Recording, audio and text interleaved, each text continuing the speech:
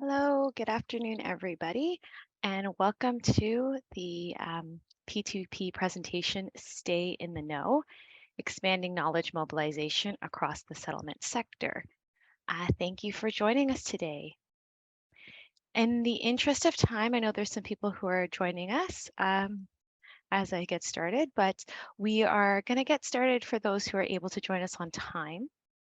Our presenters today are Mariah Maddock from N4, Marco Campana from the Knowledge Mobilization for Settlement website, and myself, Monina Fabria from World Education Services, or also known as WES.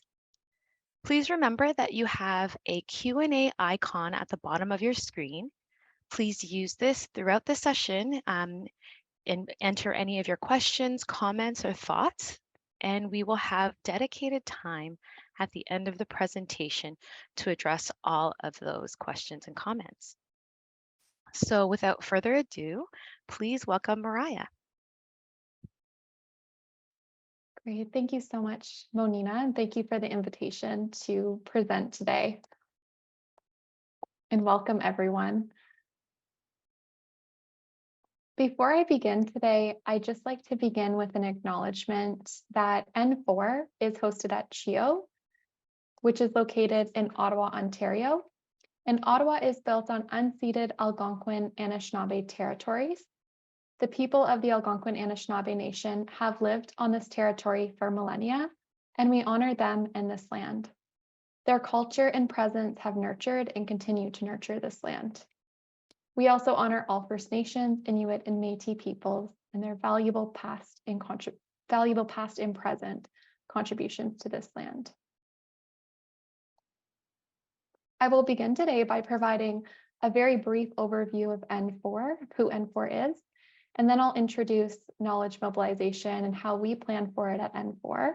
And I'll conclude by providing some examples of how N4 has mobilized knowledge across the health and settlement sectors and why this is important and matters. Some of you joining today may be familiar with N4, but for those of you who are not, N4 stands for National Newcomer Navigation Network. We're a national network for the diversity of providers who assist newcomers in navigating the complex Canadian healthcare and social service systems.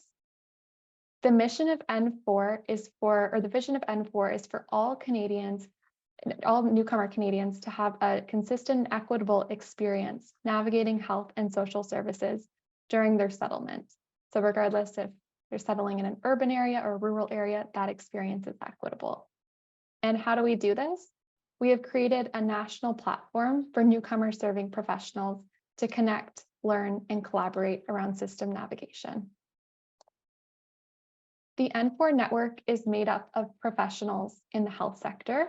This includes physicians, nurses, social workers, physiotherapists, occupational therapists, and as well as internationally educated health professionals. We also have several umbrella organizations part of our network.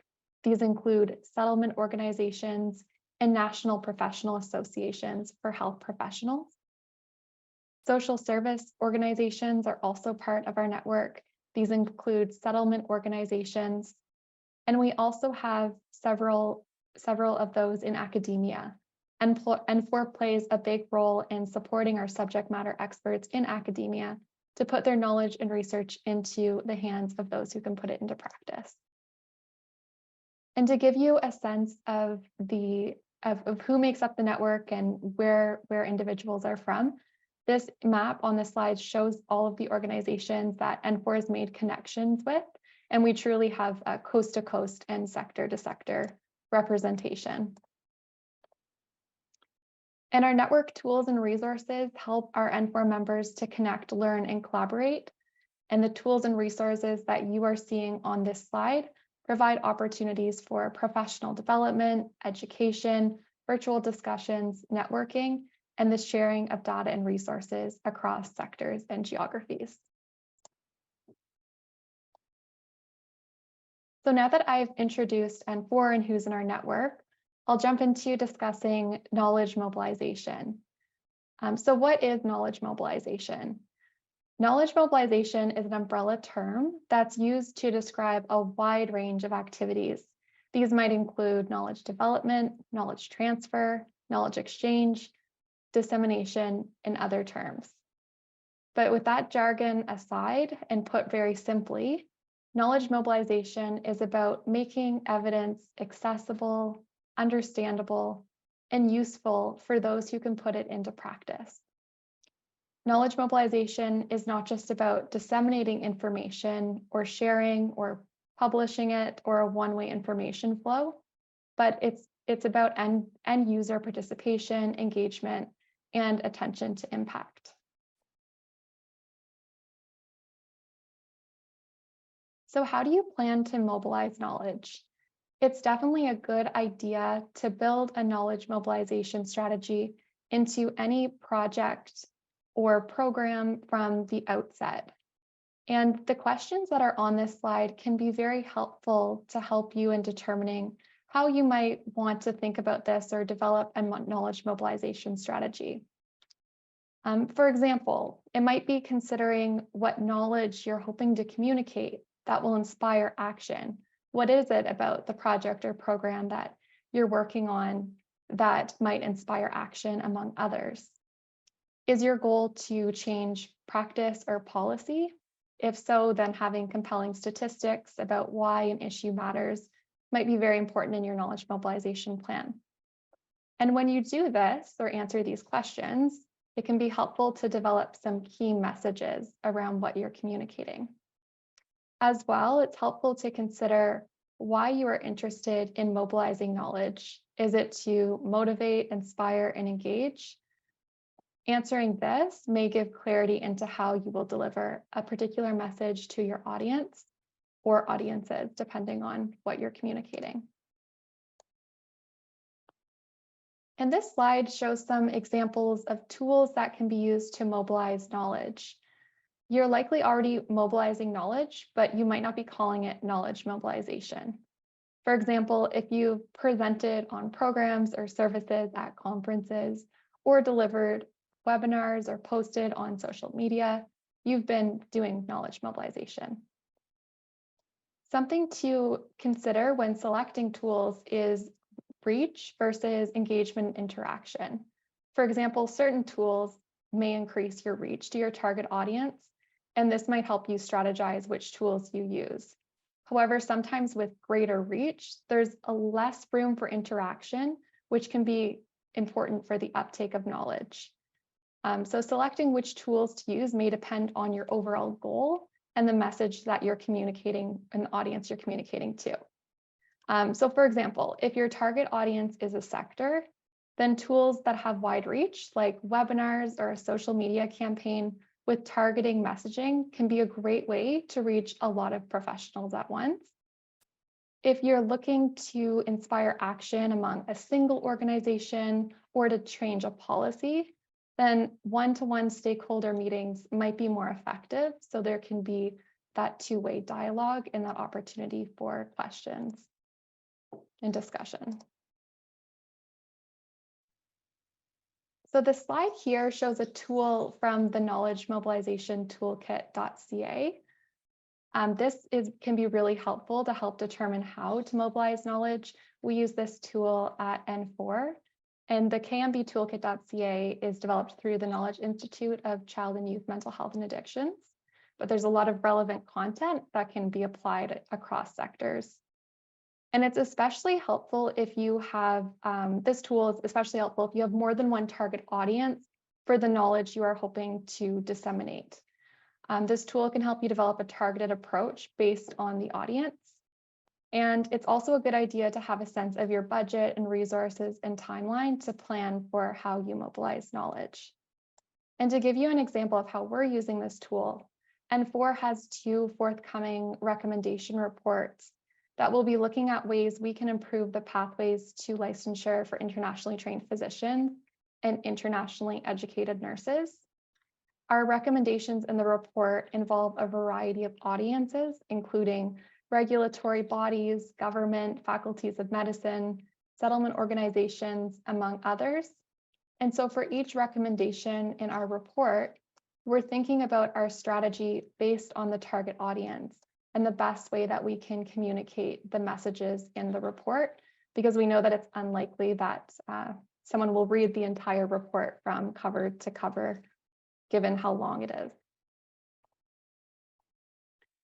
And I'll now provide some examples of how N4 has developed and mobilized knowledge across sectors to inspire action or change practice. So the first example is our Afghan and Ukrainian refugee toolkits. We recently had a working group from our community of practice come together to discuss ways they could support professionals as they were welcoming Afghan refugees, and this was across sectors. So this intersectoral working group discussed how valuable a web-based toolkit would be. And they created a web-based toolkit with practical tools and resources newcomer serving professionals across sectors could use when providing services to Afghan refugees. And initially, we developed a comprehensive communication strategy about the toolkit. So we raised awareness about the toolkit on social media. We had a web campaign as well on our platform, newcomernavigation.ca. And these were really effective for getting the word out. And then in one-to-one stakeholder meetings with organizations, we communicated information about the toolkit. We also had some members of our working groups, our steering committees, advisory committees share information about the toolkits. We also leveraged umbrella organizations to help us get the word out about the toolkits. And these strategies were quite effective in helping us reach a large number of professionals across sectors and across geographies. One thing that we added to the toolkits was a subscription function. So we now can update members when there's changes to the toolkit content. So we've made sure that continuously we're listening to hear where there might be needs with respect to some of the tools that are included in this toolkit. And we make these updates to the toolkit accordingly. And then our subscribers will receive updates.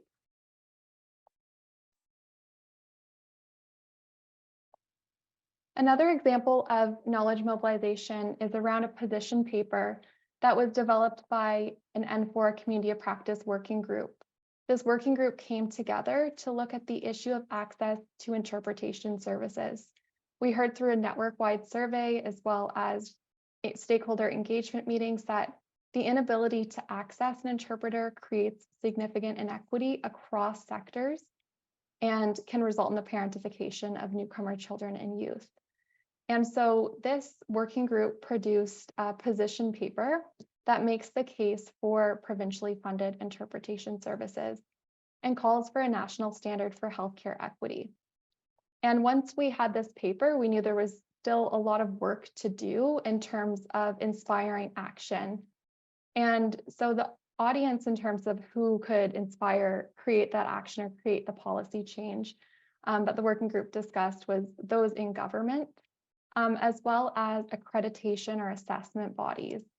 So if we could get some of the content of this paper into a standard for health organizations, then that could encourage the uptake of quality interpretation services.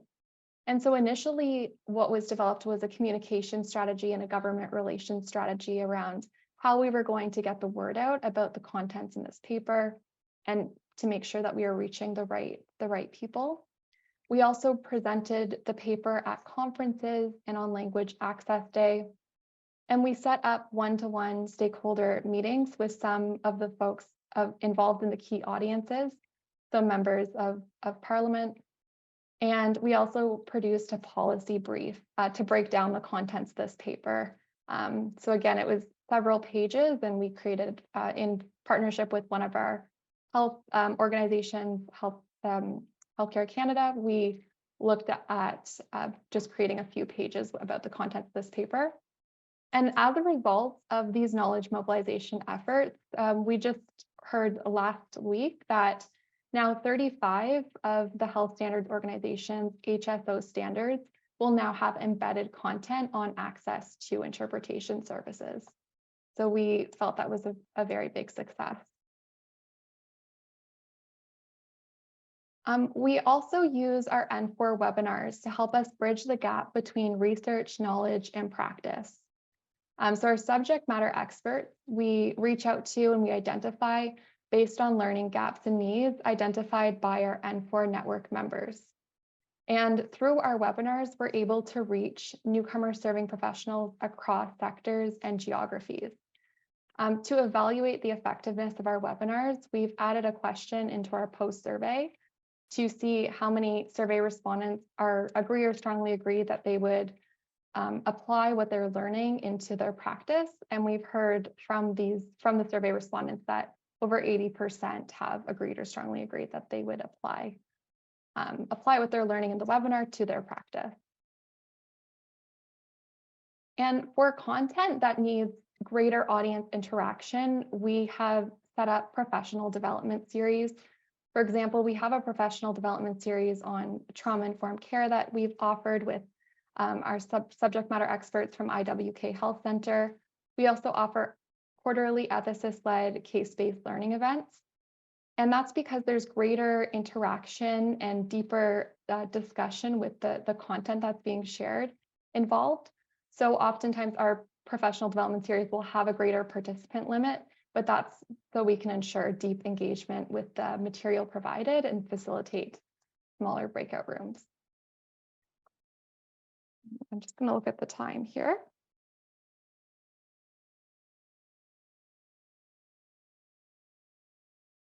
So in terms of some knowledge mobilization best practices, something that's important is meeting with the knowledge users, especially at the outset of a project, can be such an effective way for forging strong and lasting connections. For example, if you're working in a settlement organization involving newcomer communities where you are hoping to deliver your message to is a great idea and a great way to co-develop knowledge material. And at N4, our target audience is often newcomer serving professionals, but we involve the voice of lived experience at various points throughout our process when developing knowledge.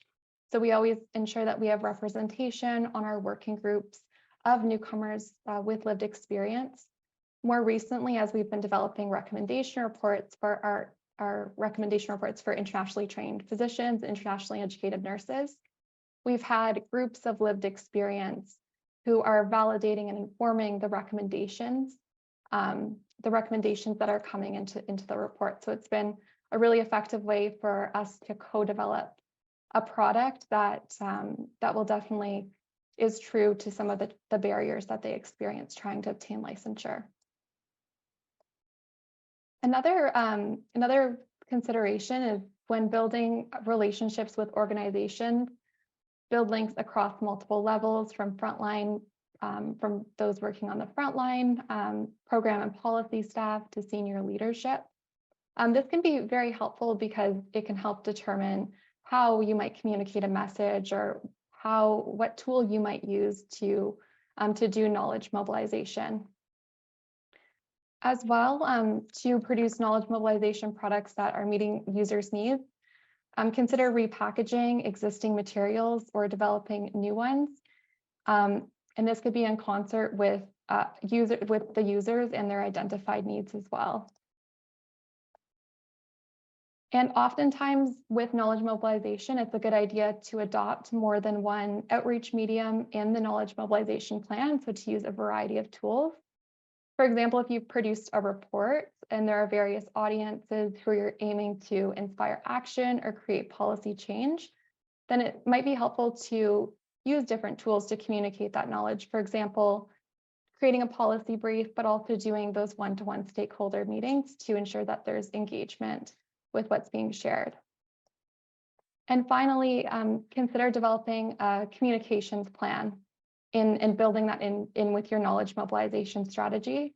At N4, we develop a communications plan for our products, and this helps us spread awareness about the products and raise awareness that they exist. And a communication strategy can help you effectively notify people of what you're doing. And the knowledge mobilization plan can help you generate that engagement with the content. So why does all this matter? Knowledge definitely grows when it's used, and it loses its value when it's not.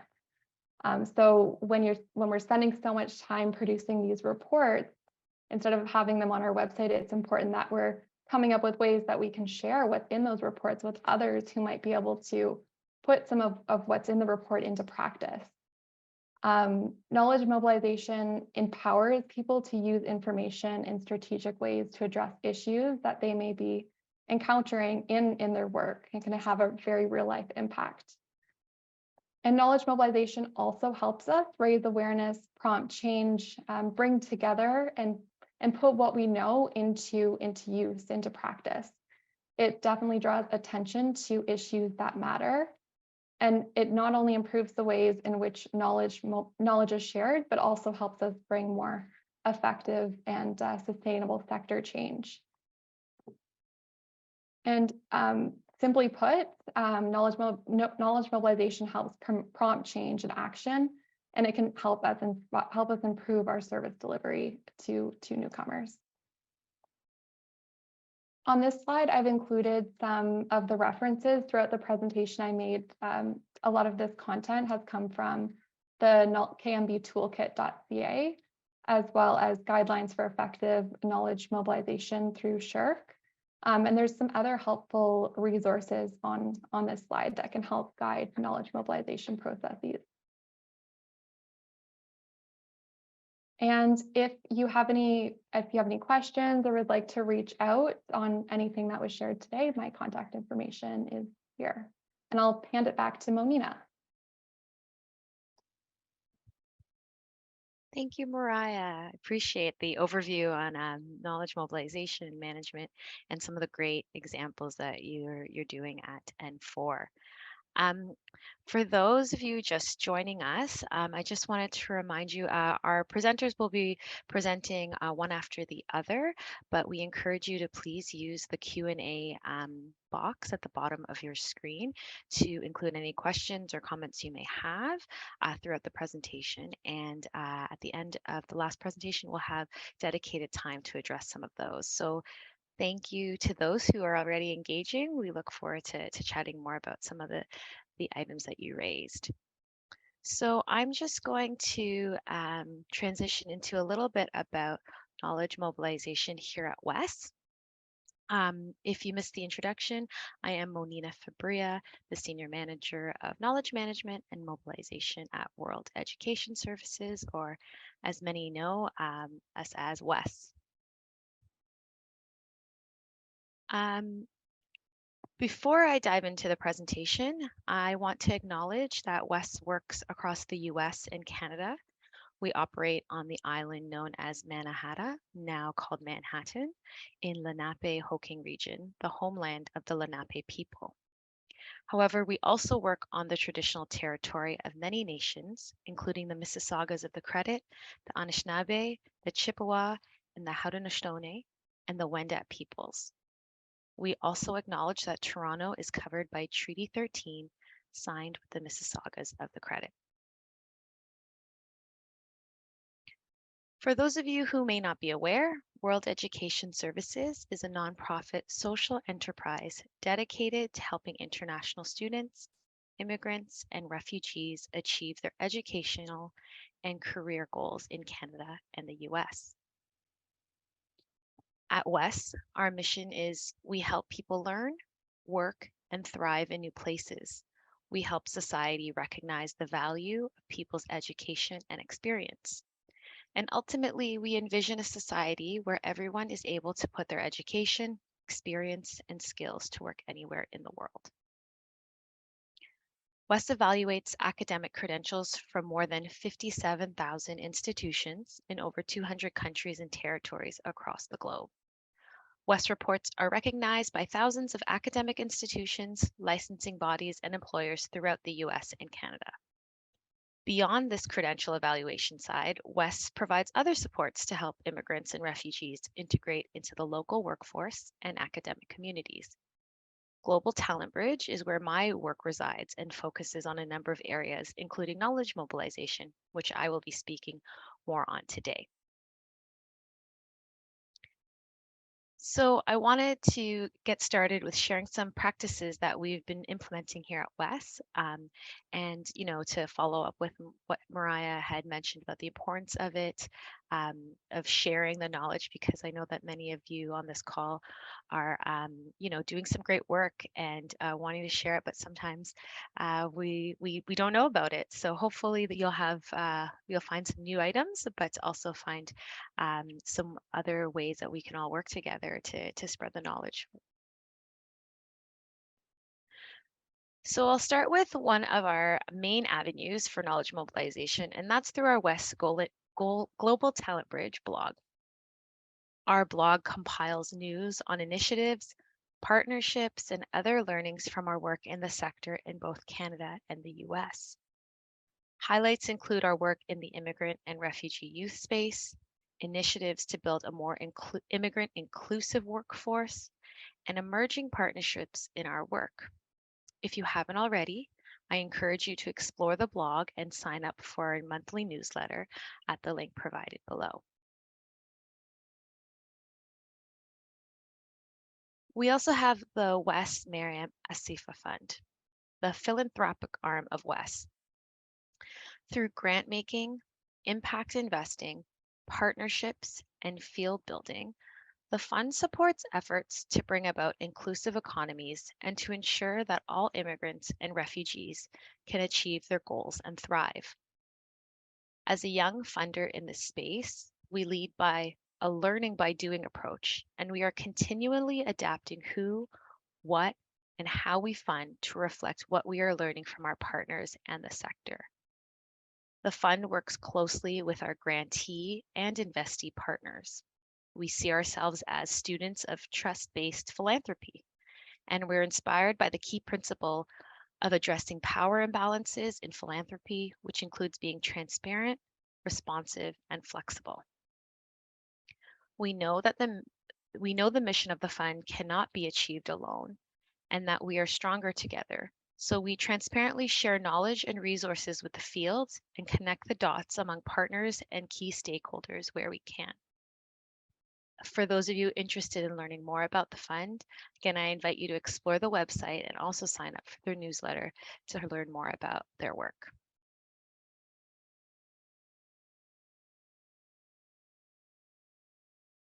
The Future of Work Annotated Bibliography is led by the Labor Market Information Council and is an initiative that works to improve timely, reliable, and accessible labor market information. It's a reliable repository of knowledge that curates and catalogs information in one centralized place. Together with LMIC, WES has partnered on this initiative to provide summaries on relevant reports with a lens on immigration under the focus on the future of work in Canada. Each month, new summaries are updated to provide an overview of the key takeaways on research and industry reports.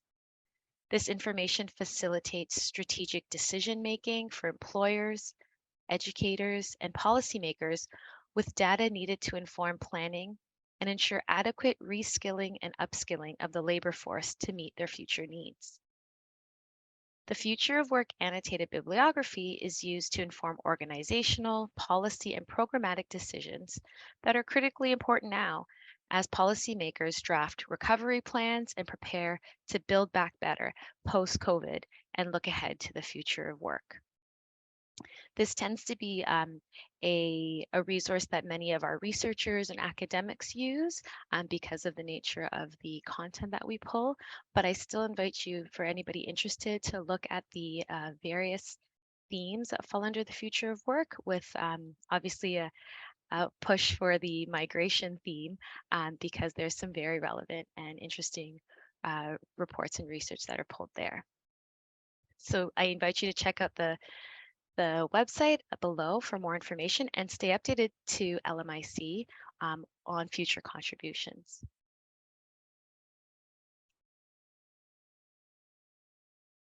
The partnership with KM4S, or Knowledge Mobilization for Settlement, is one of our most recent external knowledge mobilization partnerships that I'm excited to share. recognizing some of the challenges many in our sector face with knowledge management. This partnership aims to fill in some of the information gaps and curate relevant information for the sector to easily access. The Roundup is a digest of e-scanning that includes research reports, articles, policy updates, and other relevant information related to immigration, refugee resettlement, and international students in Canada. Through these summaries, we aim to keep the sector informed on current trends and information within the immigration and settlement sector landscape. This partnership is quite new and only about 6 months old, so I invite you to check out the weekly Roundup summaries on the KM4S website at the link included. And we have Marco speaking shortly to talk a little bit more about KM4S. Finally, under the knowledge management portfolio at WES, much of my work is to ensure that we are not working in silos. There is such a wealth of knowledge in the sector, and we truly strive to ensure we are listening and informing our work from many of our partners, the experts in the field. So in addition to the examples I provided, here are a few additional ways that we are continuing to practice knowledge management and mobilization at WES.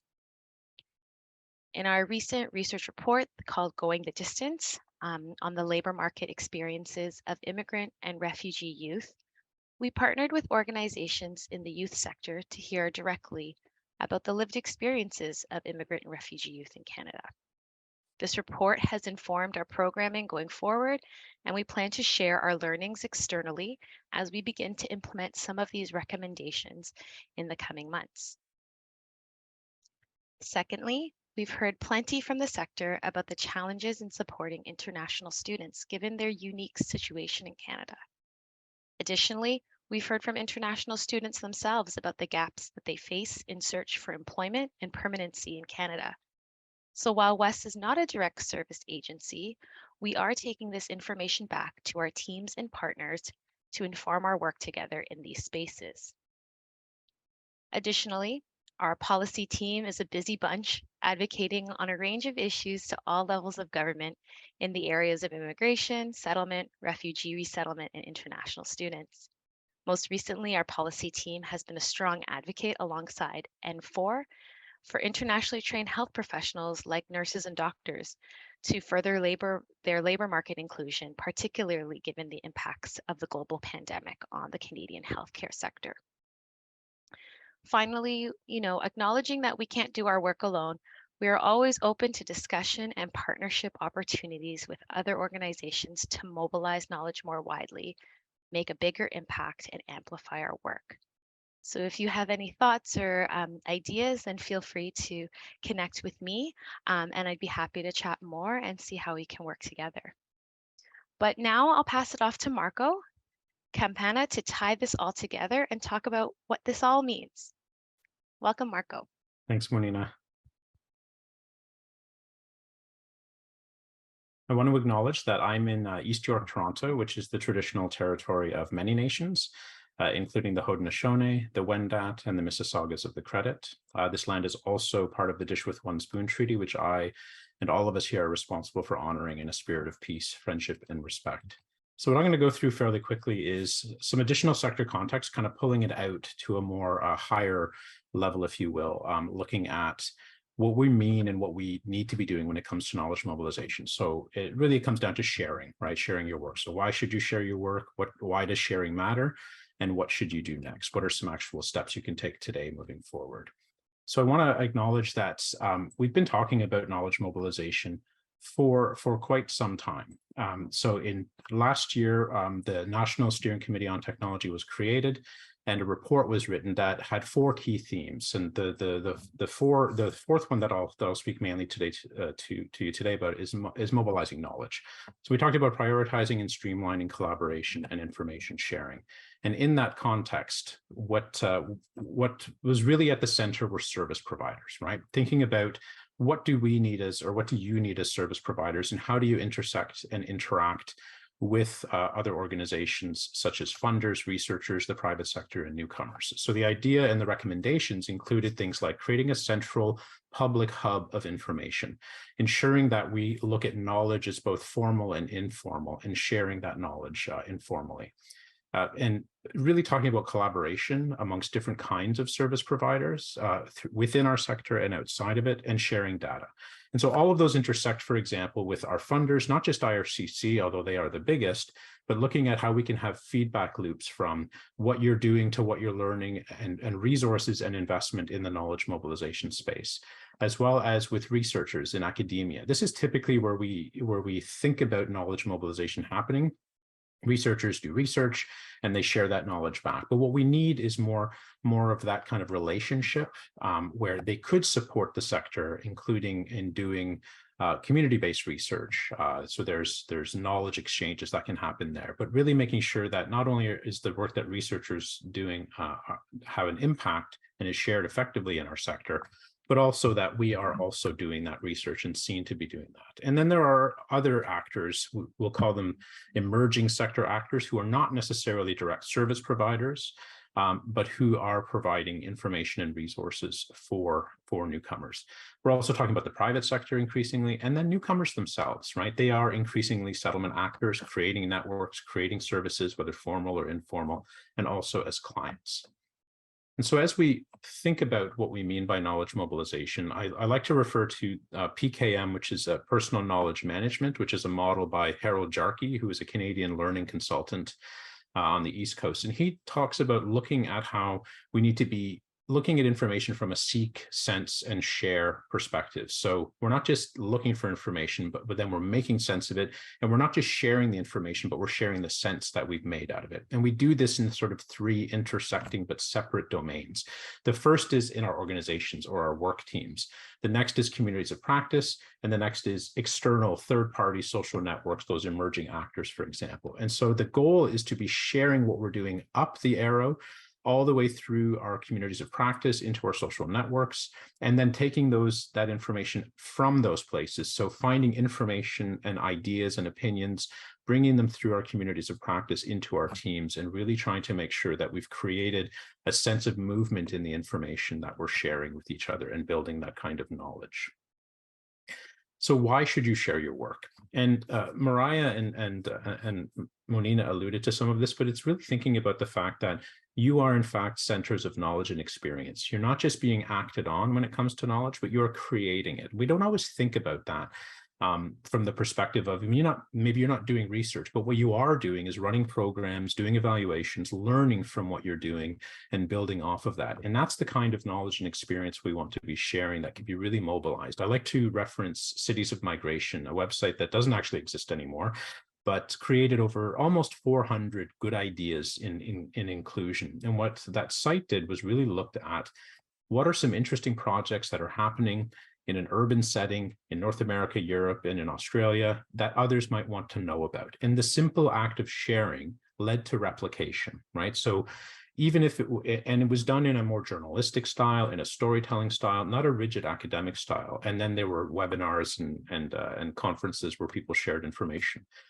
The idea was, if I don't even know about an idea, a project or an idea, how can I learn from someone else about it? But the moment I do, perhaps we can make connections and I can learn. And Mariah shared a really useful tool that I wholeheartedly endorse, the Knowledge Mobilization Toolkit.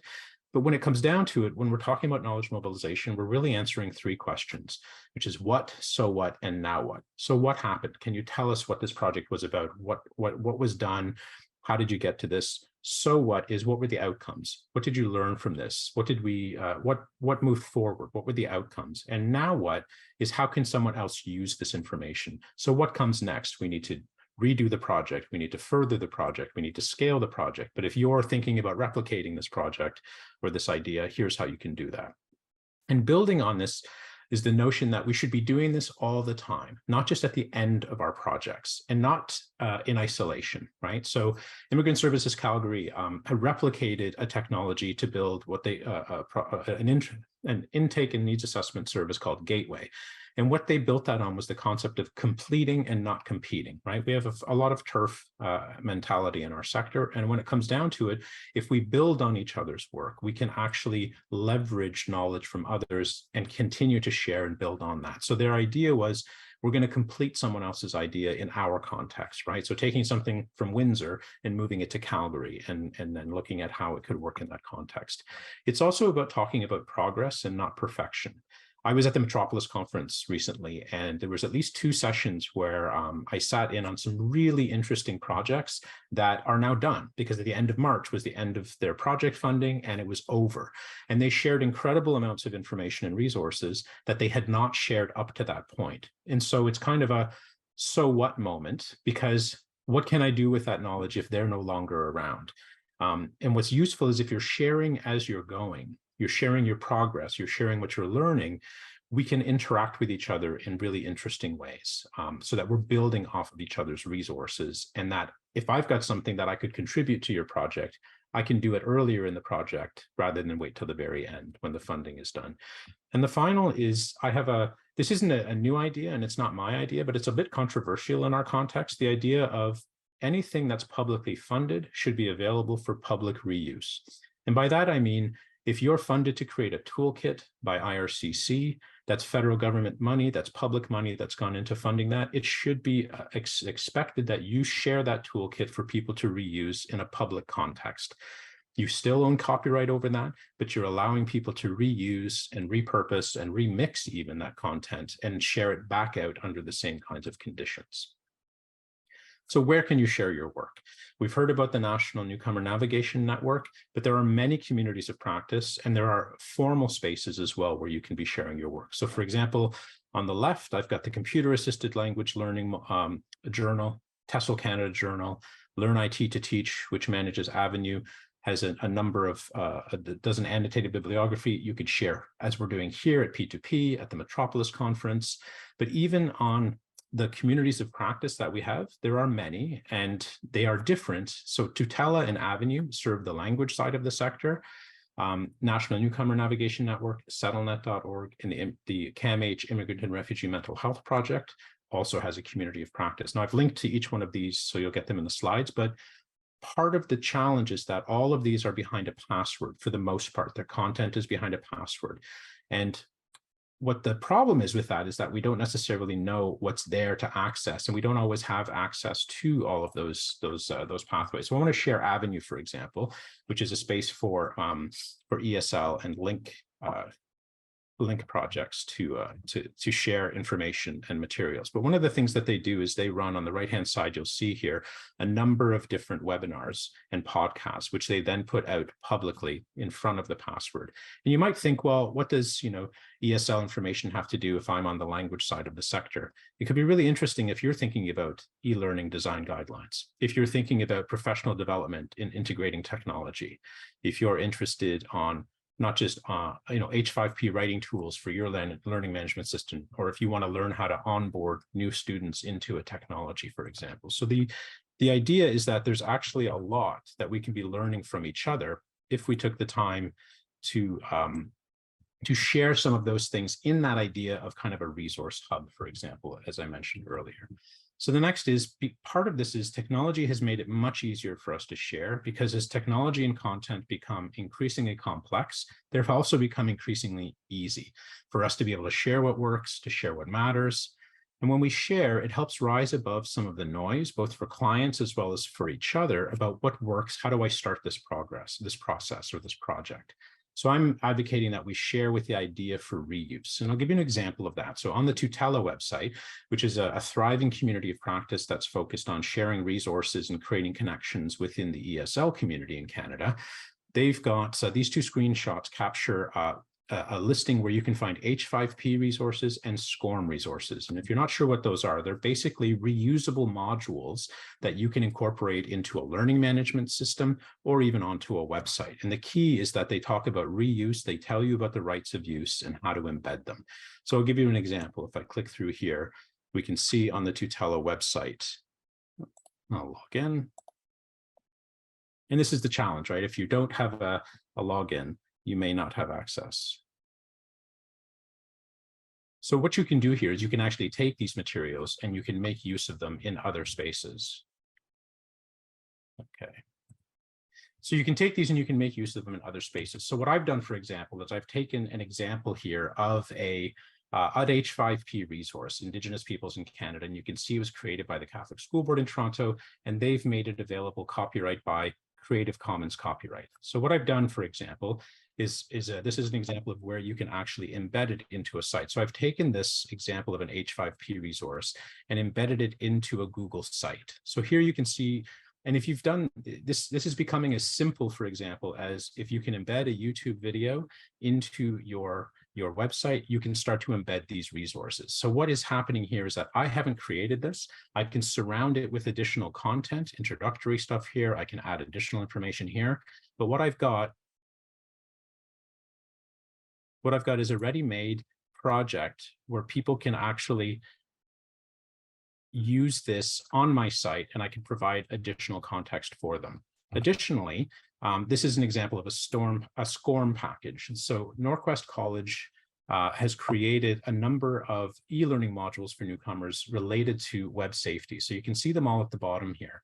All of these you can just link to and make use of, but you can also embed them directly in your site. So what I've done is I've taken a module as an example, and people can now access this course directly from my website. So I don't have to create a module related to web safety because because Norquest has done it for me.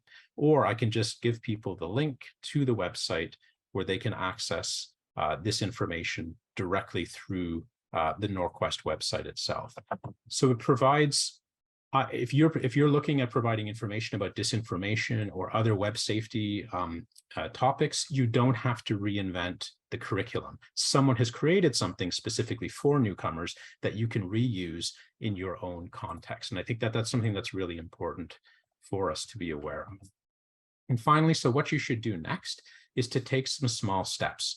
So in the UK, some folks have created what they call an open working toolkit that actually works you through and also advocates to funders why we should be sharing resources, what the benefits are.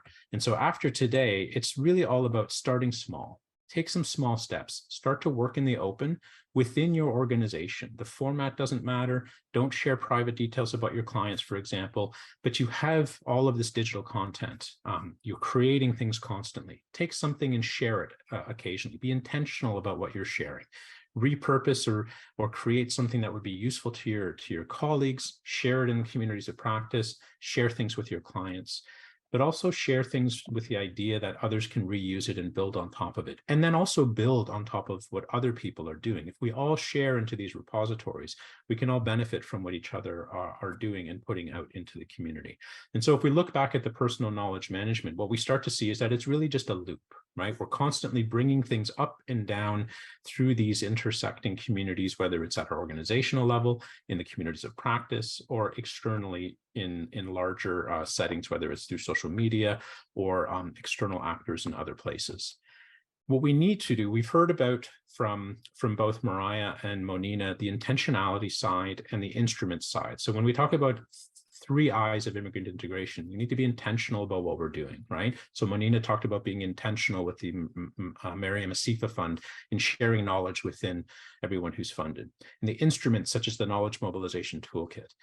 The big question for us and what we need to be talking about as a sector and as advocates is around investments. So we know a couple of years ago, IRCC told us that they were going to spend some time over the next 2 years, which would lead up to now, looking at this knowledge mobilization question. So building an evidence base, conducting digital case studies and sharing those out, applying the takeaways from SDI projects. For people who aren't familiar, that's the service delivery improvement projects that IRCC has created that are essentially experiments that we should be learning from and pumping information back into the community.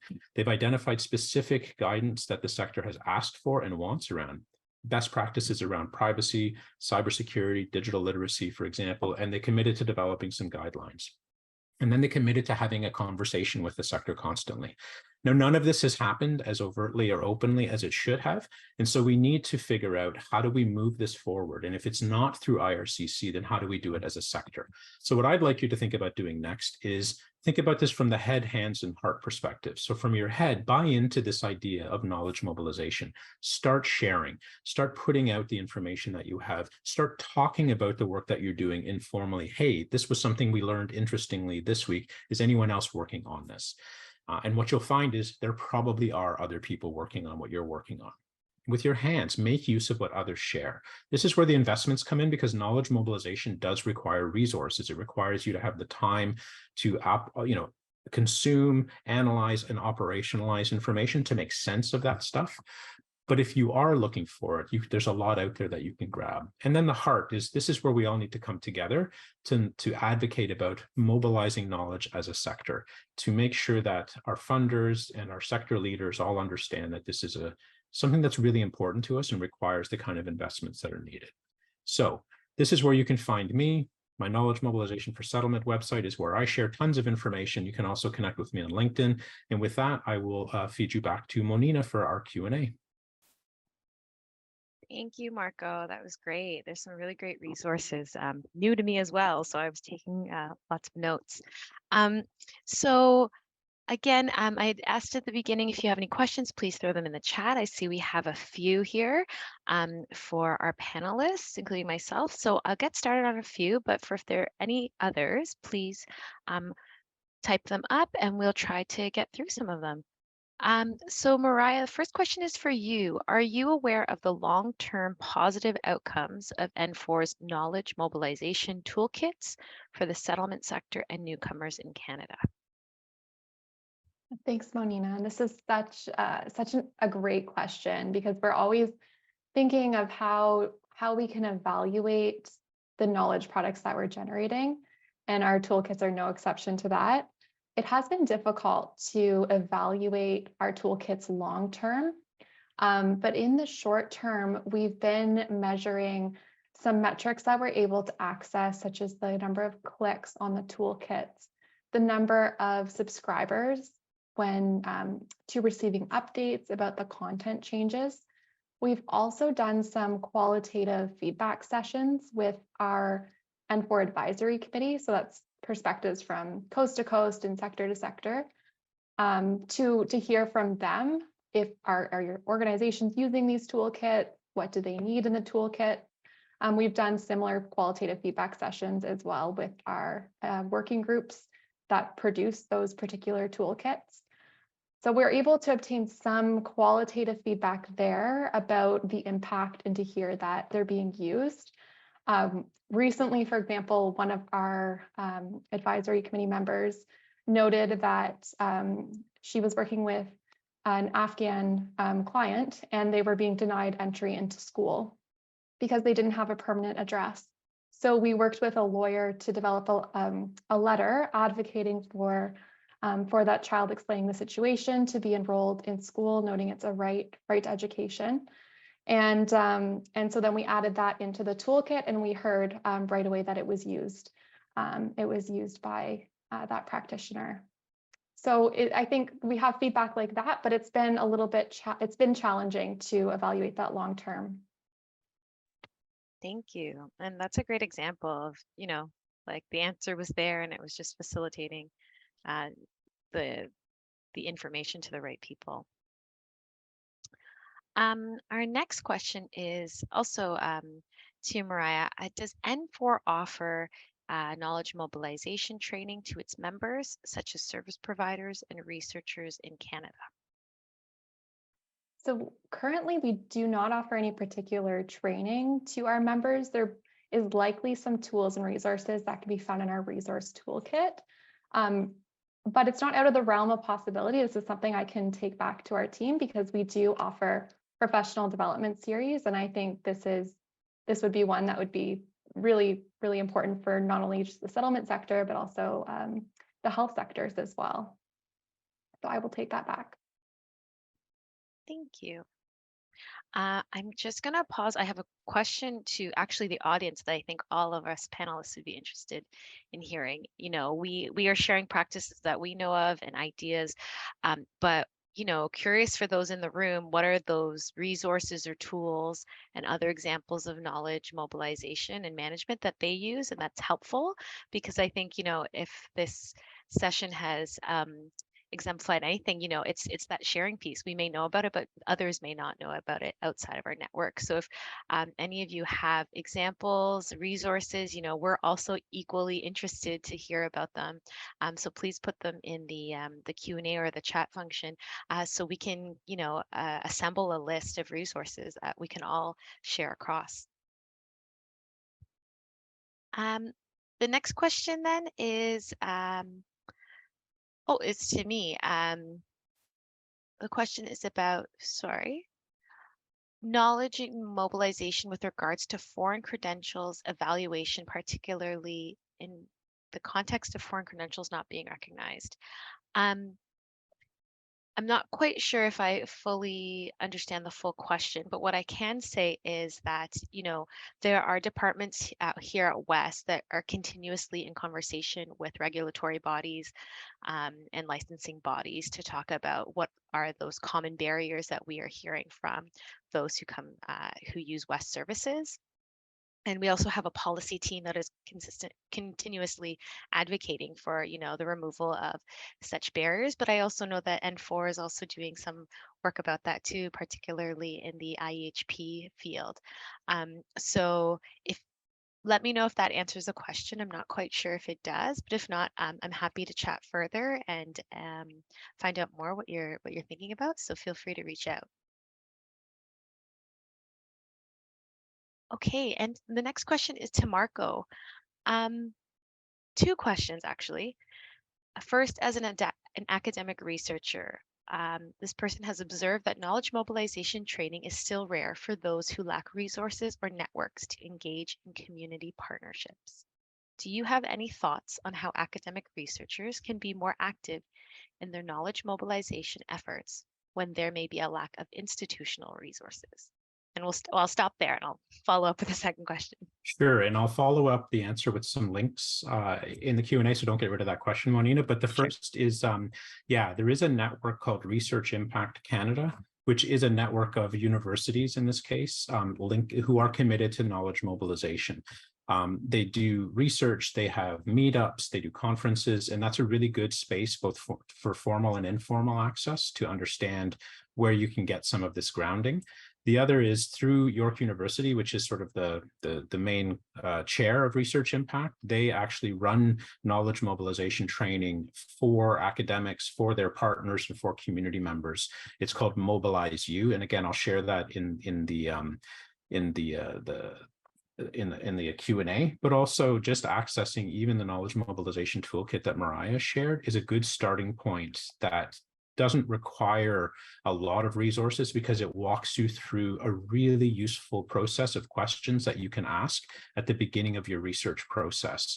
It doesn't require training because it actually, again, it's step by step to help you think about, things like who are you going to share this with? How do they access information? What do you want them to do with it, for example? So it doesn't have to be onerous or extremely high level. I mean, I could send you, Sick Kids actually runs a really high level knowledge mobilization training institute that's very expensive for health related researchers. And I've heard it's excellent, but it's inaccessible for a lot of people. So accessing the networks that exist, the people, for example, through Research Impact, through York U's Innovation Department can be really useful to help you with that. And I'll throw a couple of those links in the answer as Monina asks the next question. Thank you, Marco. Those are great. The second question is, what are your thoughts on the importance of, I think I lost it. I think that was my fault. I answered it and it disappeared. I'll find it. Here it is. What are your thoughts on the importance of knowledge mobilization and acknowledging diverse and multicultural knowledge and experiences?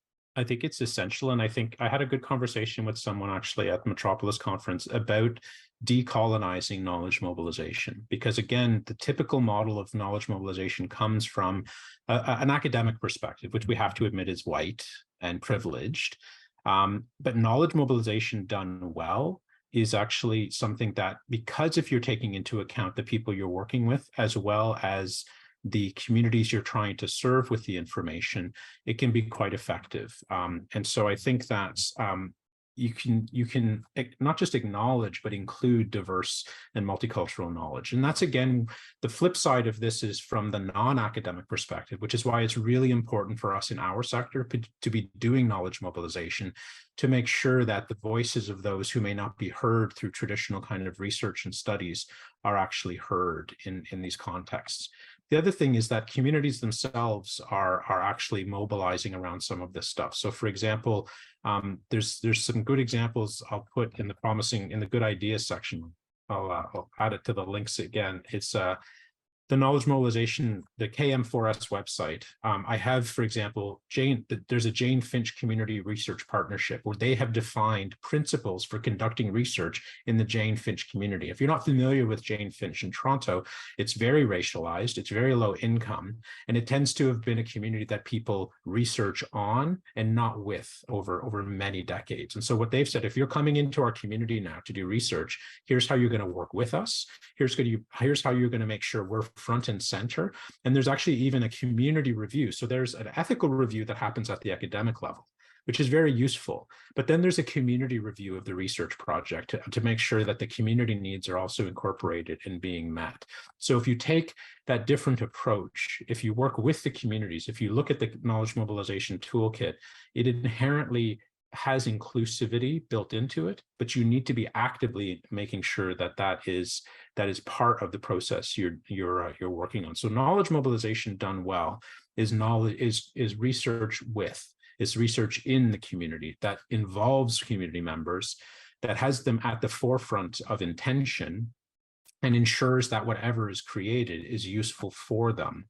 And is done, so that whole idea of, nothing with us, nothing for us without us, right? And we hear that a lot, but that has to be something that's really important in knowledge mobilization as well. And there are some great resources like the principles for conducting research in Jane Finch that you could apply to many other places across different communities. Thanks, Marco. That's a great example. Mariah, I'm going to open up that same question to you. What are your thoughts on the importance of knowledge mobilization and acknowledging diverse and multicultural knowledge and experiences? I would wholeheartedly agree with Marco. It's essential. And I think involving service users or knowledge users from the outset is one way to co-create. We can have that co-creation of knowledge in our products. So I mentioned really briefly in the initial presentation just that importance of doing that at the outset, and involving people, newcomers with lived experience from the very start as you're creating these knowledge products. I think it can make such a difference, and what we might think is the way to go, that might completely change when service users are involved. So I think that's I don't want to repeat what Marco said, but I definitely agree with it. And it's important to involve service users. Thank you.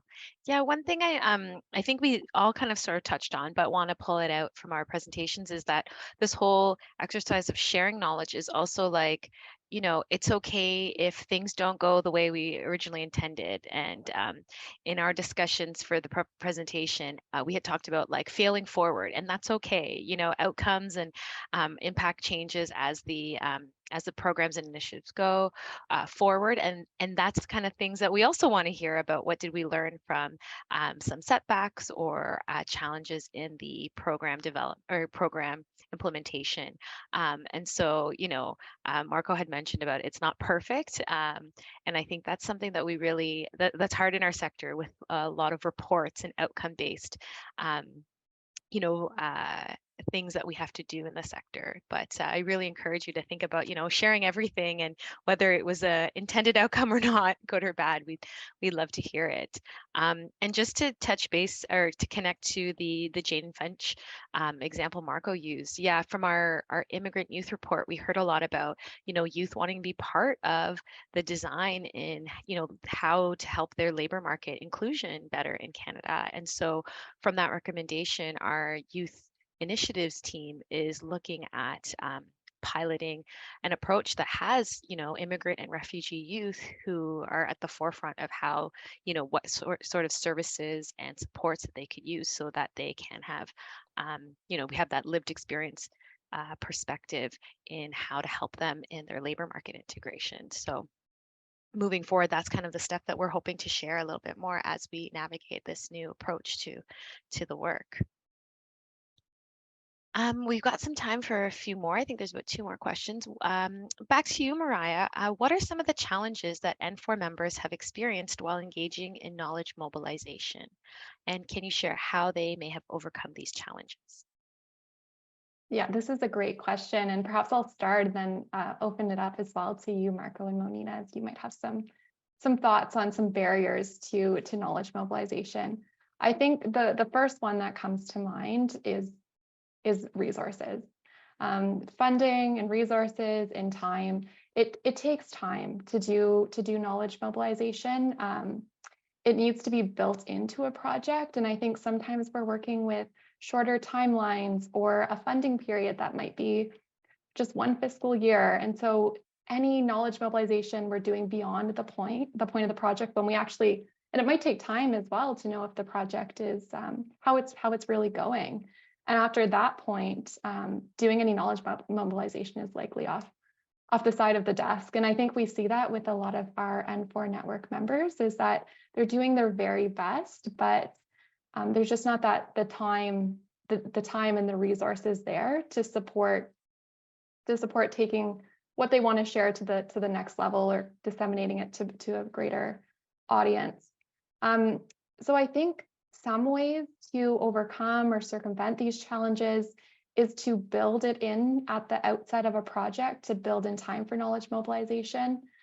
To give you an example of that, over the last year, N4 has been working with a lot of stakeholders, WES included, to develop some recommendation reports to improve the pathways to licensure for internationally trained physicians and internationally educated nurses. And so we have these really great reports forthcoming, but we've embedded time into our project plan to do knowledge mobilization and communicate the recommendations. And I think that's so important because when you have these reports, you want to see it inspire action. You want to be there to see the change. So I think also funders need to be aware of the importance of knowledge mobilization and why it's important to have the time to do knowledge mobilization. I think as well, Marco had a really fantastic slide that had all these different organizations where one can leverage to share knowledge. And I think where possible, leveraging organizations to share knowledge is a really great way to overcome some of the resource challenges. I know at N4, we love when we hear innovative ideas, and we see ourselves as the facilitators, a way to communicate really innovative ideas or promising practices to our audience. And we do that through our webinars. Sometimes it's a newsletter feature, or it's on our online moderated discussion forum. It can look a lot different, but I think just leveraging umbrella organizations or some of the other ones that Marco shared is a great start. And then finally, I've noticed, and I know this might not always be feasible for every organization, but I've noticed some organizations will have devoted positions of a knowledge translation specialists or knowledge brokers. And these roles are specifically doing knowledge mobilization. They're taking work the organization has done and breaking it down and communicating it to those who might be able to put it into practice. So those are just some that initially came to mind, but I'd love to hear from fellow panelists, Marco and Monina, what your thoughts are. Yeah, no, I just want to reiterate everything you just said. I think it's that intentionality at the beginning. We do this with evaluation, and less so now than in the past, but we tend to like, okay, well, the project's almost done, let's evaluate it. And if you build evaluation in from the beginning, you actually learn as you go, and you pivot and you change and you morph, and knowledge mobilization is kind of similar, right? Especially given that last question about ensuring diversity is included in the work that's being done, is building it in from the beginning also helps show your intentions with the people you're trying to work with and you're trying to mobilize knowledge with or share knowledge with, is that they're included from the very beginning. So you get a lot of sort of intangible things other than just the knowledge mobilization process and products, but you're building relationships, you're building trust, you're building rapport, all of which really matters in these kinds of processes, especially if there's kind of a long-term view. So yeah, that intentionality and being able to invest time and resources and making sure that it's top of mind. I completely agree with what Mariah, you're saying.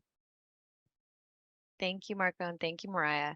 Yeah, as you were, answering the question, it made me also think of like internally. I think of we have a lot of folks in the sector who have been with organizations for a long time, and just the institutional knowledge they have is phenomenal. But it's almost like when somebody retires or leaves a job, all of that knowledge goes with them. And I think that while we are talking about externally, internally is also equally important because of all those things like connections they may have or little tidbits of information that help, inform a program or a partnership. I think, we also need to remember about not having the knowledge or just rest with one person, whether it be externally or internally, because that may get lost and when it's too late and we don't realize it. So just re-emphasizing the importance of just sharing all that information across teams as well as externally. I think we've answered all of the questions. I'm just going to give a pause if there are any more last minute questions or comments that you'd like the panelists to address. Um, we are, Can I yeah, go share ahead. one resource? There's something Sure. new technologically that's come out recently. Everyone's familiar with Chat GPT and things like that, and people are playing with it like crazy. So one of the things to address the density of academic language in some of the reports that you may think you would want to read, but are difficult. I'm just going to share my screen really quickly, if that's okay. Someone created a service called Ask Your PDF. And I want to give you a quick example of what that actually looks like. So it's askyourpdf.com, and you literally, hopefully it'll work. Come on. Oops. Sorry, it's supposed to just pull it into here. There we go. So you can upload a PDF, and just like with Chat GPT, you can actually access.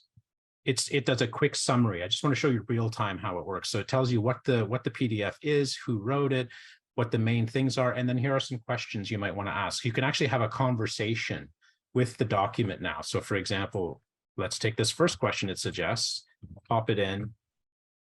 And I don't want to say this is a game changer, but I started playing with this just a couple of days ago, and I put in reports that I'm very familiar with, and it's pretty impressive.